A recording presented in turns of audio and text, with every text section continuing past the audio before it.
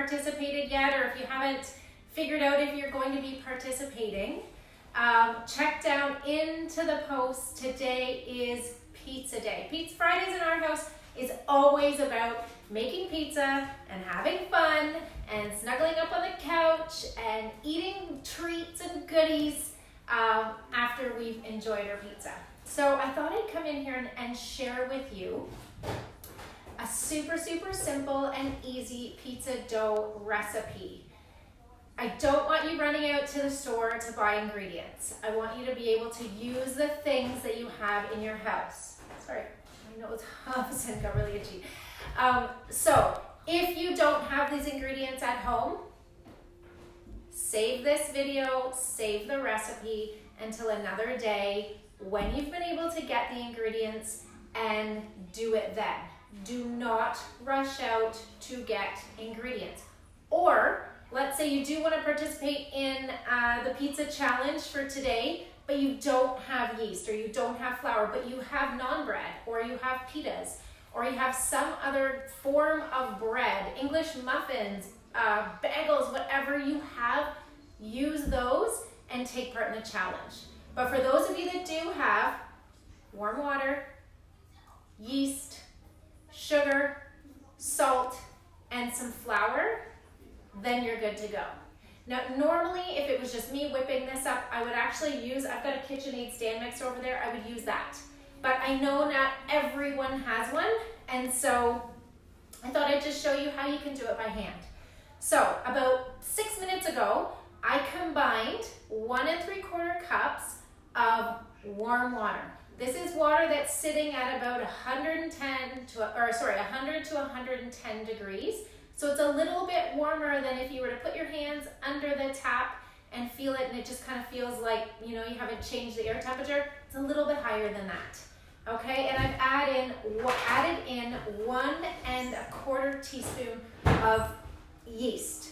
Now the yeast that I normally buy is instant, and apparently my son's coming in here. Normally the yeast that I buy is instant, but it literally fell out of the fridge 2 days ago and shattered the glass everywhere. So I do have traditional yeast. I should actually pull it out so you guys can see it.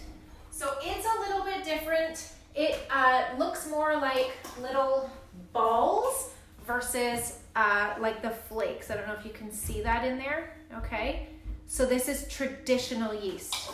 So I combine the yeast with the sugar and the warm water here in this glass. Okay, this glass bowl, and I let it sit. I took this tea towel and I just covered it for about 6 or 7 minutes. Okay, now the yeast loves the sugar, so it's actually in there and it's consuming it and loving it. Okay, that's the science side of me. I used to teach this when I used to teach grade 12 biology. So you can see it's foaming up. Okay, and all I'm gonna do is I'm gonna take, this is 3.5 cups of flour. The recipe normally is for all-purpose flour. I'm using bread flour because I don't have a ton of all-purpose, and I know the stores are out as of right now in my area. So bread flour, it just means that the dough is gonna be a little bit chewier, and so I've added a little bit of water to compensate for that. All I'm doing is I am adding the flour, and there was 3/4 teaspoon of salt in there. The salt is what's gonna give the bread a little bit of flavor. Okay, I shouldn't call it bread, dough. All I'm gonna do is I'm gonna stir it up, okay? Stir it together so that it moistens all of the flour. Okay, if this was in your KitchenAid, or I shouldn't say KitchenAid, your stand mixer, you would just set it with the paddle and you would let it go until it's all sticking together, okay? So it's coming together now. And you'll notice I put a pastry mat out here. You don't have to have a pastry mat, it just makes the cleanup easier. Instead of having flour dough, or flour bits all over your counter, it stays on the dough and makes it easier to clean up. So what I do is kind of a sweeping motion around, making sure I'm getting everything off the sides of the bowl and into the actual dough bowl. I take some flour and put it on here, because now is the fun time. So I've taken off my ring because it will get coated in flour. Okay, I want to take it off of this. I'm going to sprinkle it on top. Oh, I'm actually out of flour in my container here. But what I'm going to do is just knead the dough. So I'm going to do this for a while. Okay? If you guys have any questions at all, make sure you ask. I'm just moving it around. You know what? I need more flour. Hold on.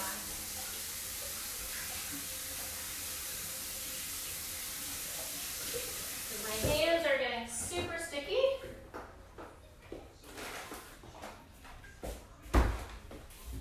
And so all I'm going to do is take some of the flour and sprinkle it on the top. Okay. And move over here so I can see if there's questions. I have my computer in front of me, and it's just so that I could see the recipe, so I gave you the proper measurements. Okay, so I'm just going to take this and sprinkle a little bit. If you sprinkle higher up, you don't get the big dollops. That's a tip too when you're adding salt and pepper. If you go higher up, it will distribute it more even, versus if you do it here, it'll go straight down. Okay. So all I'm going to do is knead. Kneading is like the best stress reliever too. You just pick it up and move it and use the bottom of your hand. And you can use both or one. It's still kind of sticky. You don't want the dough to be sticking to your hands. You want it to blend together, and it'll eventually become springy, okay? And once the dough is nice and springy and it's bouncing back, then that's the time that we're going to take to, that's when you put it into a bowl. You're gonna coat the bowl with oil, which is why I have the kitchen spritzer out. You're gonna spritz it, roll the bowl with oil, roll the ball into the oil, and you're gonna cover it up with a tea towel, or if you wanna use cellophane, you can, and you put it into a warm spot. Now that warm spot can be a couple of places. It could be inside if you have a microwave, okay? It's not gonna be drafty inside there. Just don't let anyone use it. You can turn your oven on to the lowest setting that it goes to. So maybe that's 170 degrees or 200 degrees. Turn it on, and then once it hits temperature, turn it off, okay? And so once it's turned off, then you've now created a warm environment for the dough to be able to rise. Mine's gonna be, again, a little bit stickier because I am using the bread flour. So if you've noticed, I just kind of turn, flip it towards me, and then take the palm of my hand and push it down, okay? So we're not quite there. This is a great activity if you have little people at home that want to dive in. You can have them be your dough kneaders, okay? They love to get in there, and this is a perfect opportunity for them to play and have fun. And then when you're making the pizzas, have whatever ingredients you have in stock in your fridge, pull them out, prepare them, and let them make their part of the pizza. So this dough will actually make 2 pizzas. So if you want to use both, awesome. Get them out, pull out all the ingredients, put them onto plates or what have you, put it all out, and then let your people come around and make their section of the pizza. If you've got pans, like smaller ones, then they could have their own pizza. And I just find with kids, they much prefer to have a choice. And when they have a choice in the matter, then they eat it.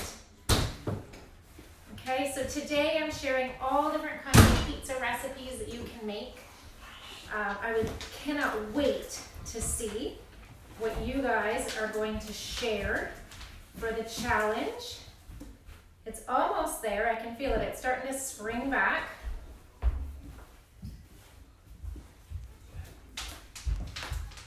And all I'm going to do is add it into the bowl. I'm going to tuck it into a little ball. See how it's popping back. The yeast, it's doing its job. Okay. This is just the bowl that I had the original flour and yeast in. Normally I would actually pop it into this bowl because I like the shape of it better, but it really doesn't matter. I'm just going to take some olive oil and spritz it. I'm going to take my dough, put it into there, spritz it on top, roll it around, okay? And then I'm going to put it into a nice warm area that's not drafty. I'm going to cover this up, and in about an hour, it will have doubled in size. So all I'm going to do is I'm going to take my fist and I'm going to pop it down and flatten it. I'm going to divide it into half, and we'll use both tonight, but if you're not going to use both, you can wrap up one of them and pop them into the freezer so that you now already have dough for your next pizza night, okay? And if you're going to use it right away, awesome, pound it down and just start to shape it out into your pan. If you're not using it right away, we're going to be using ours tonight. I'm just going to cover it up and I'm going to pop it into the fridge. It'll slow down the expansion of the yeast from doing its job, and pull it out about 15 minutes before I'm going to use it. I'll take out this pastry mat again and I'll roll it. Usually with my fingers, I kind of hold it up and shape it that way. My husband is actually the pro when it comes to stretching pizza dough. I'm not amazing at it. He's the one that does the best. So depending on what pan we're going to use, will dictate the shape. Okay, so I hope this is helpful. I'll share some pictures with you later on so you can see what it will look like. Okay, so cannot wait to see all of your recipes, all of your pizza that you're going to make tonight, and I will see you soon. Ciao.